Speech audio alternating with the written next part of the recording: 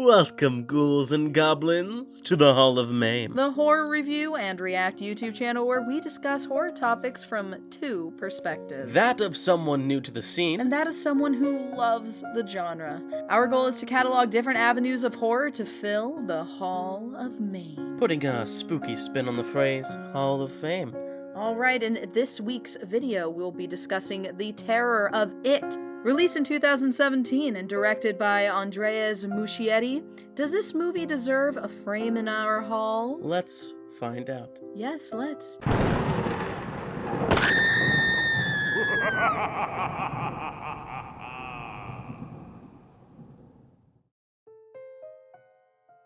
So, for those of you who haven't seen it, here's a little bit of a plot summary. 7 outcasts, aka losers, in Derry, Maine, team up to face their worst nightmares come to life. An ancient, shape-shifting evil that emerges from the sewer every 27 years to prey on the town's children. Over the course of one horrifying summer, the losers must overcome their own personal fears to battle the murderous, bloodthirsty clown known as Pennywise. So, Justin, what were your thoughts?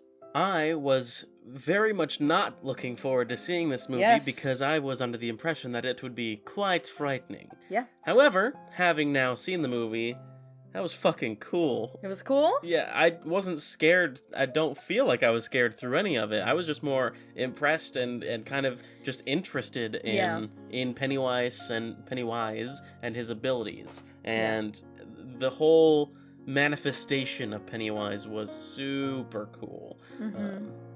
So yeah, it was fun. I loved it. Yeah.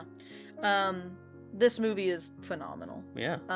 I didn't see this movie in theaters, but I did prolong trying to see it. Just like I have been trying to do. Yes. It took me a year to work up the courage. Mm-hmm. And actually, pretty much the first time that I saw anything with it was Warner Brothers during Halloween a few years ago to kind of promote. Well, yeah, it was in 2017 when this film came out. Yeah, so to promote the actual movie, I think, or was it?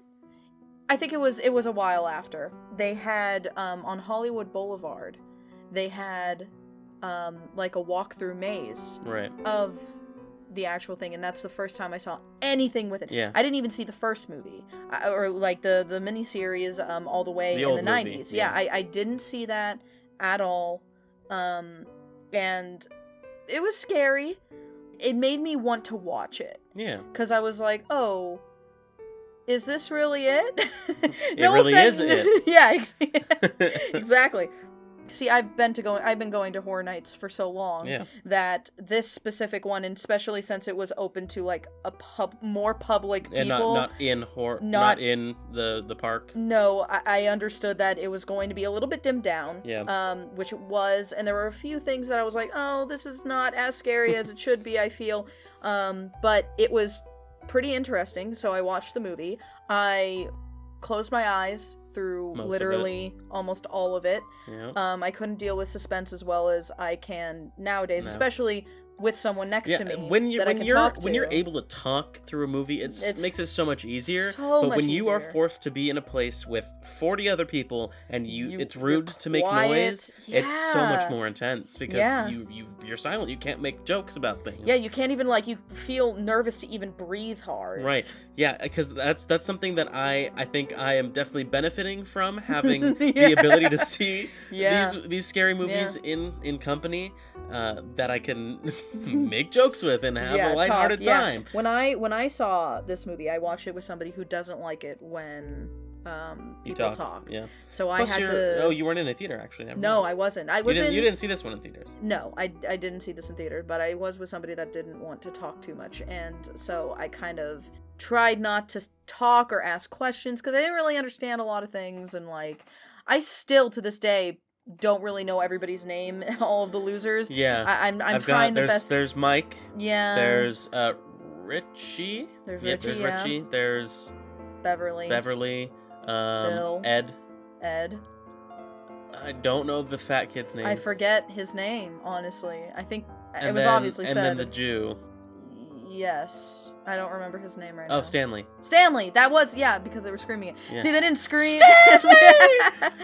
Yeah, I loved it. I loved it when I saw it, and I love it now. It still can scare me a little bit. All right, so, what were your favorite characters? Who were your favorite characters? Who were my favorite characters? Yeah. Let's think. I really liked Richie, considering Richie? he's the star of Stranger Things, and I just find that amusing. His jokes, oh my god, the lines that they made that kid say were ridiculously good. Like, that was amazing. He should grow up to be a professional, like, roaster. Yeah, right. I mean, he made a few too many mama jokes. Well, in those days, though. And their kids. Yeah, but, and their 80s. age and the time period is perfect for him to be saying all that stuff. Yeah, it was hilarious. And for his fear to be clowns, how convincing. Convenient. Convenient. Yeah. Yeah, That's just crazy. That was perfect. Anybody else that you liked? Pennywise is fun. I liked him. Okay.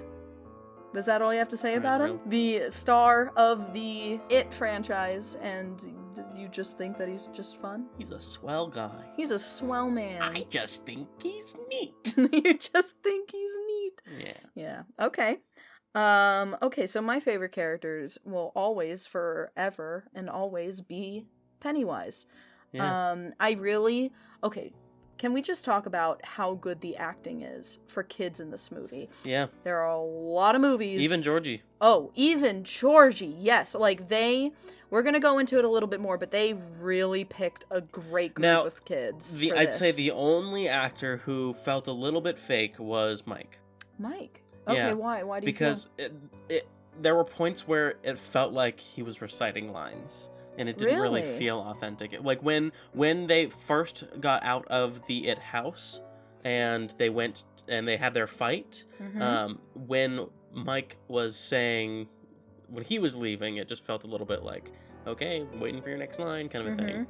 The first time I watched it, unfortunately, I wasn't looking at the acting of the kids. Right. But this one I did. And this is only your second time watching it? This is my second time. Yeah, I was too afraid to see it again. Oh, yeah? Yeah, but I knew that this would have been a great movie for you to watch. Yeah. And after watching The Conjuring with you and a few other movies, some horror movies, I felt a little bit, safer. Ready for it. Yeah, I was ready to actually.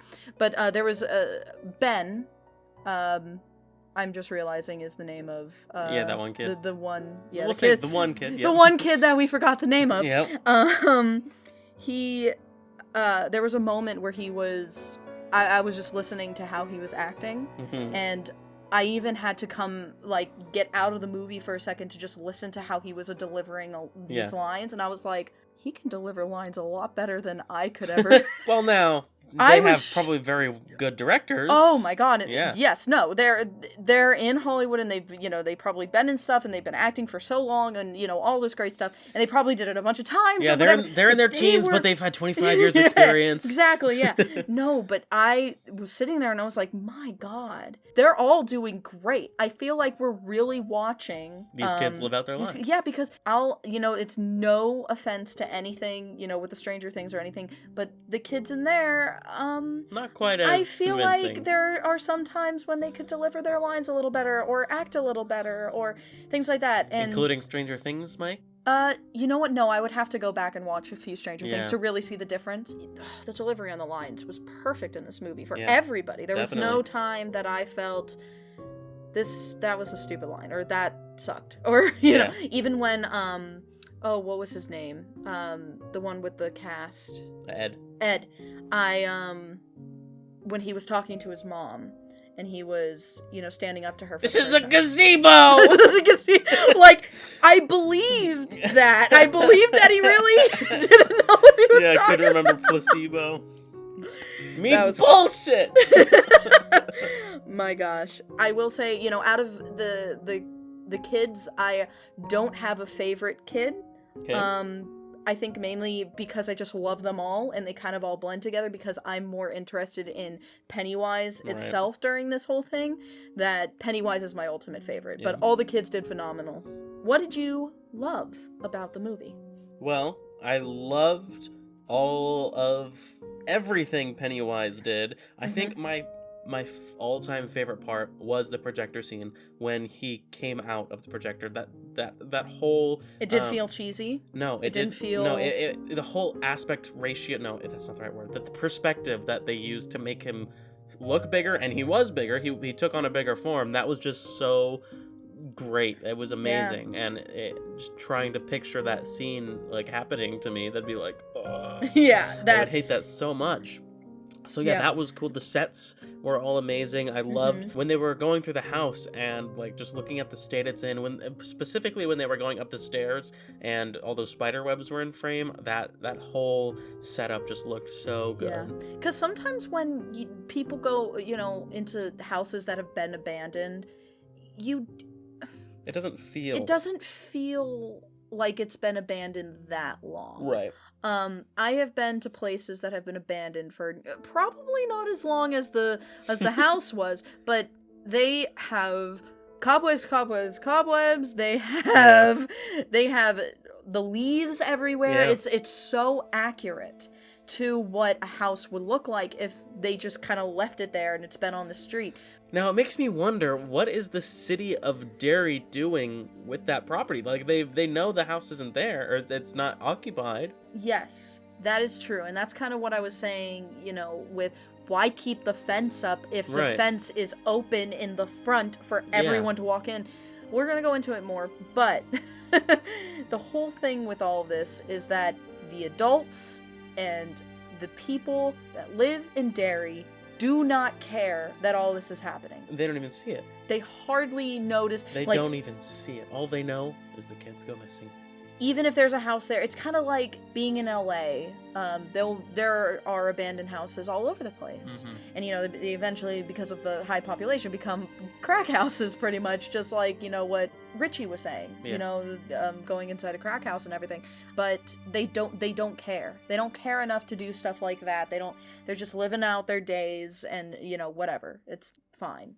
So I think that's why this movie took place in 88, right? 88, yeah. 88, 89. 27 years later, it's the 2000s. Yeah, and when... Chapter 2 is going to take place in 2000s. That's interesting. I'm looking forward to seeing that. Yeah, Chapter 2 is great. You haven't seen it? I haven't seen it, but I have heard nothing but amazing things. Wasn't there, like, weird casting choices for that in terms of, like, the older kids? Like, super famous people? Yeah. We'll get to it when we watch it, but I do know that there were some weird ones, and the kids in this movie, all the actors were trying to figure out, who was going to play me, trying to figure out, like, who would play me as an adult and stuff like that. And I think that, like, looking at the difference, like they the comparison between really the two? nailed it. Yeah, they nailed it. Cool. So yeah, it'll be exciting. Richie to still see has all his that. glasses, I'm sure. Maybe. I'm Unless positive he's got contacts should. now. Yeah. Okay. So what did you unfortunately hate about it? This is always the hardest question. It is. Yeah, with the great movies then. Yeah. I'm sure once we get to a shitty movie, I'll have more to talk about. Finally. Let's see. What did I hate about it?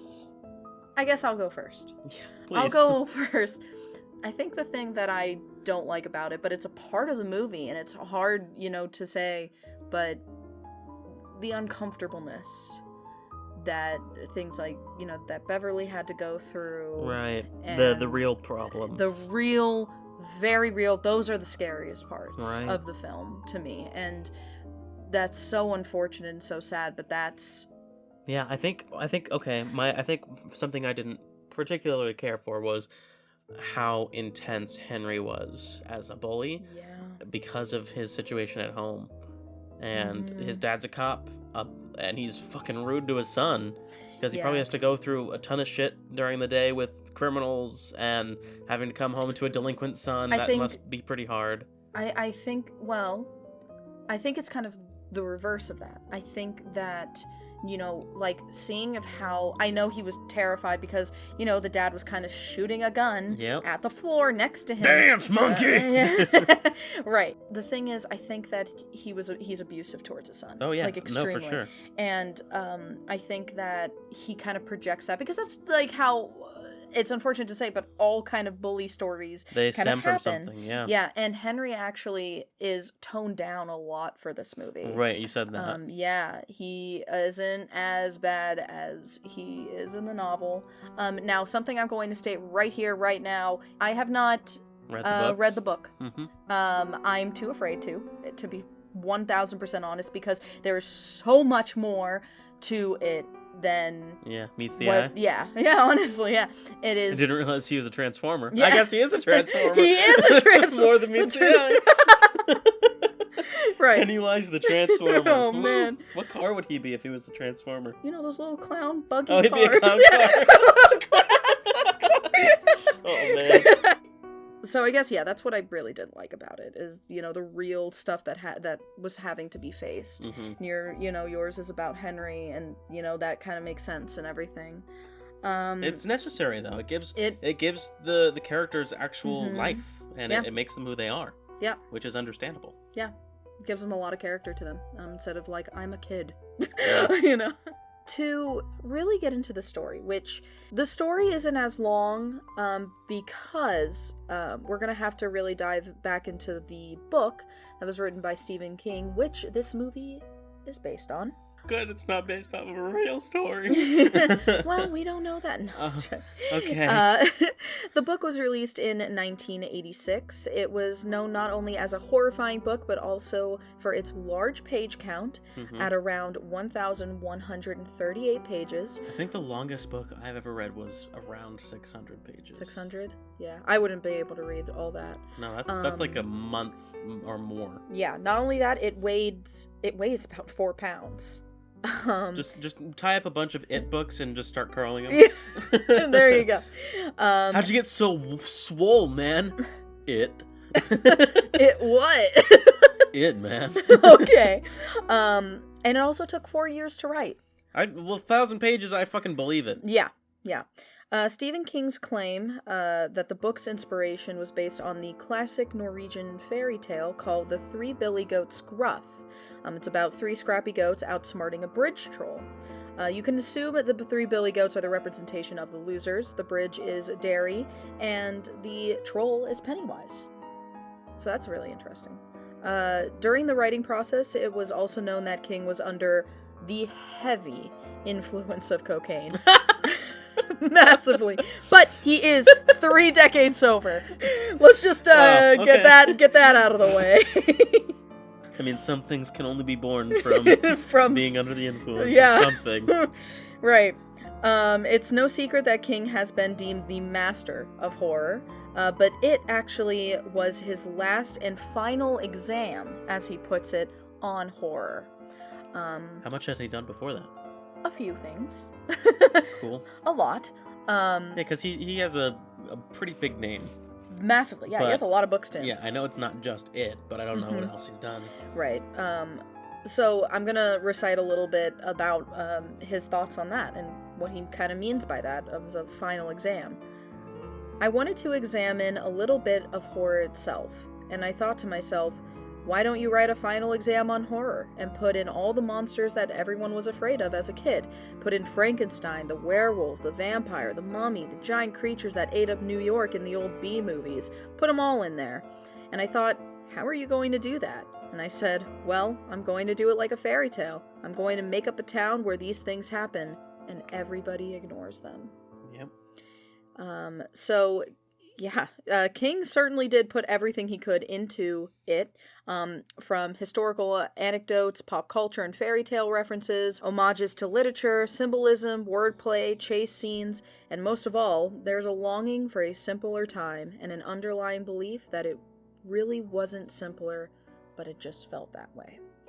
I definitely agree with that. I can see that he really wanted to make sure that this was the biggest he could go. Yeah. I mean, he's done The Shining. He wrote the book The Shining, Oh. and yeah, he did that. And honestly, we could really go over 5 or 6 hours just explaining every little detail about this book. I mean, there's enough content. Yeah, but we don't have that much time on our hands, unfortunately. So for the book, there's multiple books, right? Which is what it's only one book. Yeah, it's a big, thick book. So Just one book. The It 2, the Chapter 2 movie, is that based off of the same book, or is Yes, I'm pretty certain. Since I haven't read it, I can't be for certain, but I'm it's pretty not like sure. 27 years later, like halfway through the book, and then It might be. does I all don't of know. Chapter 2 as well. I think so. I think it does. I guess we'll just have to find out when we Yeah. watch the movie. Yeah. Getting into the first movie, or rather, actually, the mini-series. Right, the old one. Yeah, released in the 1990s. This actually was not something King initially wanted. The miniseries? Yeah, he believed that television format was too institutionally faint-hearted and unimaginative to handle real horror. Wow. And back then in the 90s, Yeah, I mean, absolutely. Yeah, if you go watch 90s horror films, they're like, nowadays anyway, it's like kind of lackluster. Mm-hmm. Compared to what we have now. Yeah, you watch really classics and people kind of honestly laugh a little bit at them. It was also because of the limitations of the time and the technology that they had at their disposal, where it just felt a little low budget. Yeah, absolutely. When we watch the original It, we'll go into more detail about it, but just know that King was not very excited about it, regardless of the amount of love that it actually received. As for the 2017 It, the film we just watched, King says he wasn't prepared for how good it really was. He really loved it. He amazing. thought it was amazing in every single way. And that's the best. And when you pay tribute to the original author, then having them love it to the same degree that you probably spent putting effort into it, that must be the most amazing feeling. Another thing is, he had no say in any of this stuff. Yeah. They did not talk to him. They read the book and they were like, here we go. They originally did go to him, but he actually says King pretty much told him that the thing he loves the most is to write. And anything that keeps him away from sitting down at home and writing is not his favorite. So he did not want to get bothered and go onto the set and do all this stuff. And he wasn't in the film industry, he's in the writing industry. Yes, he doesn't want to be... There's a reason for that. Yeah, and he made that very clear. So they, just went with their own way. Gave him his space. Yeah, definitely. Writer's best friend is solitude. Yeah, honestly. And it's unfortunate to say, but that's all that I can really say in terms of the story, because we haven't watched the original It, and when we do, we'll be able to talk a lot more about that and, the differences and everything, but for now, that's all I can really say. But I guess that can lead us now into the actual production. Sure. Now segueing into that, pretty much the trailer, number 1, was released in March of 2017. 6 months prior to the actual release date in September. It broke. Pretty usual. Yeah. It broke all previous viewing records for Warner Brothers. Wow. Even Harry Potter? Oh, you know what? I don't know. Probably, because it broke all records in 2017. The movie was in development for 7 years, and originally the Duffer Brothers were the ones to ask Warner Brothers to direct it, but they were turned down and placed to work on Stranger Things instead. So, hey, they still got one of the actors. Yeah, they at least got somebody, right? They ultimately went with Muschietti. Something that kind of was funny that I thought I noticed, that the Beverly actress reminded me a lot of Max from Stranger Things 2. Oh. They just felt like similar characters in a sense. And I think it's funny that the guy who plays Mike is interacting with both of those characters. I just found that a little bit funny. Yeah, Muschietti chose the actors very carefully when it came to the actual losers. Considering Life for a Child in the 80s was much different than it is today, he had all the kids come together weeks before the actual production and play team-building exercises, games, outside time, and really showed them how it was to be a kid in the 80s so that you could very much believe like that. When did Stranger Things take place? In the 80s. Yep. Yeah. They initially kept Bill Skarsgård, which is the actor of Pennywise. That's funny. Far... His name is Bill, yes. and the main character's name is Bill. Yeah! There you go. They kept him as far away from the kids as possible. To get genuine reactions. To get the genuine reaction. I mean, that's the smartest thing you can do. Is to get good acting, you need real reactions. And speaking of, your favorite scene, the projector scene, was the very first time they ever seen him on set. So I guess, yes, in a way, like, they could have done a bunch of other things. Right. But that was the first time that they saw Pennywise and what he was going to look like and everything. So those were genuine reactions to what was essentially going to try to kill them in a way. Now, on set, he wasn't quite to the scale that he was in the movie. He was still normal sized. No, but the projector going through, that was the first time that they got a glimpse of, like... so like the photos, you mean? Yeah, the photos. Oh. No, that was all, After the fact. Yeah, but that is definitely, like... That is amazing, and I'm really glad. And throughout the entire thing, they kind of kept him as separated as they could. And they actually didn't really meet Bill. Bill until after shoot. They weren't formally introduced. Hey, I've been trying to kill you for the past few years. Yeah, and it's very funny because there's a few interviews where they're asking, were you hanging out with the kids on set and stuff? And he's like, not really, something he said was really funny. I was laughing really hard about it. He was saying that, one of the first scenes that he filmed with one of the kids was when he was on top of Ed, and he was kind of just... like with his broken arm? Yeah, and he was like, like drooling all over him and really like freaking him out and stuff, and he was, being terrified and Pennywise. Stuff. He was being Pennywise, and after, they said cut, he was like, are you okay? And the kid was just like, you're doing great with this character. You're awesome. This is great. Yeah, and the kid must be doing a great job for Pennywise to be like, you okay? Yeah, am I scaring Bill, you too much? In the background, in the back of his head is kind of thinking to himself, oh my god, I am traumatizing this innocent child. Like, oh my gosh. And, he was so afraid of that, but they loved him. They had fun. So right up on screen now is Bill Skarsgård. This is what he looks like without all the makeup and all that crazy stuff. Something interesting is, how Pennywise's eyes kind of that was something he done on set. I did know that. Oh, you did know that. Okay. He went up to the director and was like, I can do this thing, right? Yes, and then... yeah. So he actually, Muschietti chose him because they wanted somebody unpredictable. Yeah. Just exactly how Pennywise is. Very unpredictable and something that he could just wow him every single moment of the day. Yeah. They loved him, and he's so perfect for it. I mean, look at him. Yeah. So a few scenes with the kids were definitely, they had stunt doubles in there, because working with kids, they're fragile. Yeah. But he tried to make things as practical as he could, only using CGI for transitions and impossible sequences. Yeah. Like their fight in the sewer. Yeah. Like at Pennywise's hideout. Yeah, there were a few things, but he tried to make it as perfect as he could to being and that's practical what you need effects. to do to make something feel realistic. Yes. If you rely on CG, that's not a good sign. Yeah, because there were even times when, when Pennywise turned into the lady with the flute, where I was like, oh, that's CGI, and you can tell, like, that's CGI. It's also kind of hard to do that because she's a representation of a painting. And it's a deformed painting, so when you see a deformed face, it's just completely uncanny valley. So exactly, yeah.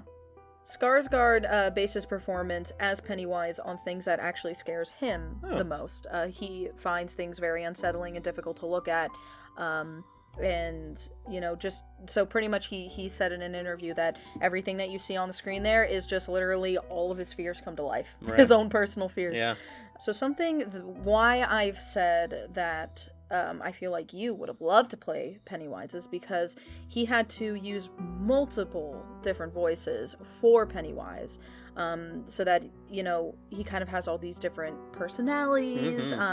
He has like a stagey... He adjusts himself accordingly to his victim. Exactly. He has a stagey, clowny appearance, but then in certain scenes he needs to turn to this other side, which is like way harder to grasp. And I think that really shows that there's something about it. itself that is way different from Pennywise, because everyone refers to it as Pennywise because that's what he's taken on the most of. But okay, so then it's not actually Pennywise. It's not. Yeah, I mean, just you saw an entity. Yeah, do you remember the scene where you see his glove like grow because it's there's that was supposed to be the real it. Yeah, there's something else behind that. He's just putting I did this not put on. That together. Yeah, he's putting something on to draw it's like people the in. universal fear is clowns, so it's something most people are afraid of in some sense, or just feel uncomfortable about. Like the whole thing when we go into the lair and we see Pennywise's thing, I personally think that there was like a real clown Pennywise, back then. Real Pennywise, the dancing clown. Yeah, and he just took on that appearance because maybe kids really loved him. Yeah, and it was he a good saw way to that lure them. Yeah, and since he's so based on fear, and it's very difficult to scare adults, I think Monsters, Inc. has taught us that very well. It's very hard to scare adults. However, I'm pretty sure that's the entire plot of It Chapter 2. Yeah. So we'll find out. We'll see. He actually worked with a choreographer to kind of twist his body and give a very physical performance to Pennywise. He shook a lot. He wiggled. He's a wiggling Pennywise the wiggling clown. Yeah, Just I think put him up there with the wiggles, Some of the funniest moments is when I first sat down and he kind of started twitching. Well, not just twitching when he was in the basement of Bill's house, and he just like goes like, whoa, and he like runs up. I laughed at that too. You were laughing. I laughed at it too, and I think that that's so funny. But like thinking about it, like being in as Bill and seeing it come to you like that must be horrifying. Yeah. And that's an interesting take, because on the outside you look at that and you're like, that's so funny, but if it's happening to you, you won't be laughing much. No, you will not. Yeah. Especially if you see your dead younger brother and also being deformed and deteriorating. Skarsgård also had put a lot of thought into playing a shape-shifting entity. Yeah. I'm going to give you a little bit of his take on that right now. So this is what he said about it. Obviously, it's an extremely abstract character because the character is an entity taking the shape of a clown. I had to first figure out what that entity was and what the thing was that was taking the shape of the clown. The second step was to create the clown itself. I didn't want the clown to be completely separate from the entity, right? I wanted it to really shine through Pennywise as opposed to just Pennywise being the clown. So a lot of what the entity is, I wanted to be in the background of who Pennywise is at all times. Wow. So he really wanted to make sure that you saw. You felt a clown, but not a clown. Yeah, and he's a lot more animalistic than, than you see. And that's incredible that he was able to put that all together, because, Tim Curry, which was the original Pennywise, who played it in the miniseries, when you look at him, you really just see an evil clown. Yeah. That's what he is. And there's so much more to that. And that's really what Bill wanted to do, is really show you what he really is capable of. Plus, I think the update on the makeup was very successful in creating another element of fear to it. Mm-hmm. Yeah. So that is pretty much everything that I can say about the production. I do have a few quick facts. Let's hear 'em. So the creepy tree outside the house was actually sourced from somebody's yard. A crew member saw driving to set. Wow, they funny. Went up, knocked on the door, negotiated Can for I it. have your tree? Yeah, and then just took it, which is hey. amazing. Then that people watch the movie and like, that's my tree. That's my tree. My tree was in it. Yeah. God, that's hilarious. Right. They should get a little plaque. Right. It was like, my tree was in it. Bumper sticker. Yeah, a little bumper sticker. My tree was in it. Yeah, there you go. And then the clown room, you can actually see an original Pennywise. What do you mean? Clown doll. What clown room? The clown room that Richie got in. Remember? He opened the coffin. Oh, okay. Yeah. And you saw a picture of the old Pennywise on the wall, like a no. It's one a of the mannequins. Little. Yeah. Well, a doll. It was a doll. This thing. Yeah. So this is him. Muschietti actually would the entire filming process and production of it, he actually would constantly upload to Instagram all of the creative progress, so that people could see. Definitely nothing like showing the big moments, right, but definitely like the actors, them all on set, like Pennywise in makeup. I don't know. I don't think he did any of that. It was concept art. Gotcha. A lot of things like, and we're going to throw some stuff up on screen now and show you guys what he's uploaded, which is so cool. Because a lot of directors, they like keep hidden in their, like, they don't want anything, which makes sense. They don't want anyone to know what Gotta wait happening. for the DVD release so you can watch the behind the scenes. Exactly. But no, he was very open with everybody and just like, here it is, everybody. This is what we're doing. Making. Yeah. Which is so cool. It's cool. Definitely. Yeah. So, one thing that I didn't really know how to fit in, and I didn't know really where to put the segment of this, because it's an interesting topic. Okay. So I guess we're just gonna keep it in the facts, but Sure. In the book, something that they had to skip out on the movie and in the miniseries is there is a giant orgy scene with the kids in the book. What part of the movie would that have taken place in terms of the story? I actually don't know, and I don't have the heart in me to find out. So all the kids do it. Yeah. I mean, hey, they're all underage, right? So it's not illegal. No. I guess. I don't know the laws behind that, but especially in Derry, I don't know. And no one would care. It was the 80s too, so no one would care in Derry. That's the point. But yeah, so that was like just like a huge plot point in the book or something. No, it wasn't huge. I mean, it happened. What was the point of putting it in there then? I guess there's another scene where I think one of the kids walks up and sees like the bullies, like catches them with their pants down and having a moment of like getting real friendly with each other, and then they circle jerk. I don't know. Yeah.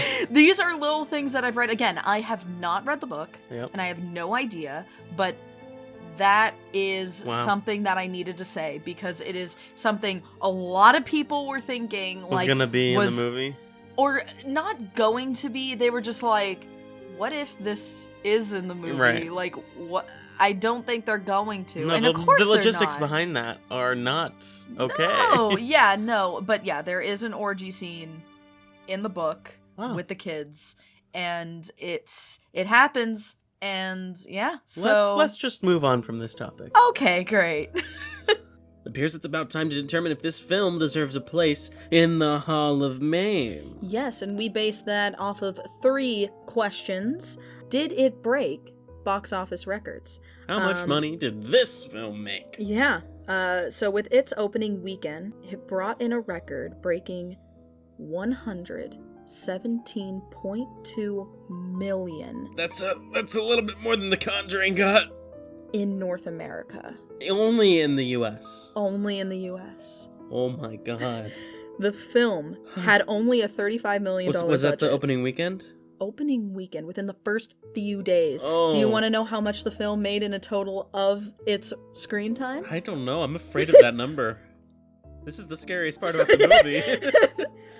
$701 million worldwide. Oh man, I think I need to lay down. That's a lot of money. I don't even think I need to ask how much they spent on this film. I think they made it back. 35 million. Jesus. Was their budget. Oh my. It hurts my heart. That's not even like. How much is that in terms of the percentage of what they made total? It's something. It's something small. Yeah. Was it scary? Yes. Yeah? I was not scared, but it was scary. Yeah. In terms, the way I'm thinking about it, is it scary? Mm-hmm. I'm thinking about it from the character's perspective. Mm-hmm. And whether or not, if I were in their situation, if I would be scared or not. Right. And if I was watching the film in different situations, like in theaters, I would probably be a little more scared. Mm-hmm. So I would probably say yes. It definitely is pretty scary. Yeah. I think that this pretty pretty terrifying. Yeah. It took me a while to want to watch it, and Same. when I did watch it, I was like... See, I think the thought of it is more terrifying than the movie itself. Oh, yeah. Yeah, that makes sense. Mm-hmm. Yeah, like, just because, you know, I was thinking about it earlier. I was like, you know, what would it be for me? And that's really hard to think about because, you know, a kid... Your fears change, and they adapt to who you are. Like, when I was a kid at that age, it would probably be like a ghost at the end of the hallway. Right. It would just build a hallway around you, and then there'd be a ghost. There at you the go. end. Yeah. But it wasn't like nowadays. I don't get scared of a very one. That's thing. why it goes after kids, though. That's the whole point. No, of course, Yeah. of course. No. That makes sense. But I just think like, if I had something, what would it be? Right. So I guess this is a good opportunity to ask you, what is your worst fear that Pennywise could come to be? Oh god, I guess spiders. I think I'm not afraid of spiders. I'm just kind of creeped out by them, and I don't like them crawling. It's just a little weird to me, and I just don't like them. I don't know if that necessarily constitutes as how he would feed off of my fear. So you're saying if I bought a tarantula and held it in my hand close to you? Oh. Yeah, see? There it is. Yeah, if I held it right here to you, but it wasn't touching you, would you be able to... I would not. I would be out of the room. See? Okay, then there you go. I can't even go in the same room as a tarantula. You go. So maybe it would be a spider. Maybe. Yeah. And I was thinking about it, and one of my most blank fears is open water. Right. I am horrified of things, and actually, I have Jaws to thank for that. Really? That we will be watching at some point. Even though we did watch it already, we'll watch it again. But yeah, Jaws definitely scared the crap out of me when I was like really little because I grew up by the ocean. Right. And I was like, oh, this is a very real fear that something could happen. You know, the tide could pull me back. I never really thought of that because you did live next to the ocean. And for me, I was like, when I saw Jaws, I was like, this is not scary at all. Right. But I didn't have that association of being right next to the water. Yeah, so. And I saw it when I was little, and I was like, oh, is this what a shark can do? So I was horrified. And then, you know, thinking about it more and seeing more about the ocean and seeing the fact that we don't know. We know a very small percentage of the ocean and what else could be there and how helpless you are in the ocean. I do have a similar fear in terms of deep water. Yeah. I just cannot fathom being in a situation that... Like, I've been on cruises before. Mm-hmm. And when you can't see the empty water, then it's fine. Even if I know I'm on water, it doesn't bother me. But if I'm thinking about it, then it's like I can't do it either. I know. Like if we ever take a cruise, which I'm sure we will at some point, I will have to have you consistently remind me that we're not on a cruise, that we're in a normal hotel room, and it's fine. No, I'm gonna tell you we're on a cruise. I'm gonna be mean. It's gonna be your funeral on that boat. Anyway. But yes, okay, so yes, it was scary, I think. Indeed. Did it accurately tell a story that made sense and something you could believe happened? I thought that it was very, very convincing in terms of portraying fears. There were aspects of it that I was confused about in terms of characters going against their own word, like when Bill was like, we need to stick together this whole time, and then he sees Georgie and then walks away. Like that was a little like, okay, not realistic in that sense, but overall as a film, absolutely, it told a great story. Not something I can see happening because this type of entity is a little outlandish in terms of realism, and I don't think there's been any record of any demons in this real world acting in such ways. No. And unlike The Conjuring, based on a true story, this one is fictional and feels fictional. Yes, and Stephen King has said, you know, from what he said in about it, that he wanted to just take everything he possibly could in all those and mash it all together. Fake horror movies right. and kind of splice it all together, you know, and that's what he accurately did. Yeah. So I would say yes, he did accurately tell a story, and I agree with you. I feel like the realism sense definitely is a little bit of a drop off for me, but But that's not the point of the film. That's not the point. They're not trying to be realistic. They're trying to tell a good story, which I think they have done successfully. Yeah. Alrighty. Well, with all that, it seems like it does deserve a place on our walls. That's it. Wow, would you look at that? 2 films out and 2 portraits on our walls. I wonder how long it's going to take before we get one that we don't want to put it on our walls. Yeah, that we just don't want in there. But we'll see. Will it be our 3rd movie, our 20th movie, our 50th? Our 747th movie? Who knows? Who knows? We'll just have to wait and see. All right. Thank you for joining us, everybody. Yes, thank you so much. If you guys would like to subscribe, please don't let the fact that we're paintings discourage you. Yes, and a ringing of the bell should inform you when we upload. See you soon. See you soon.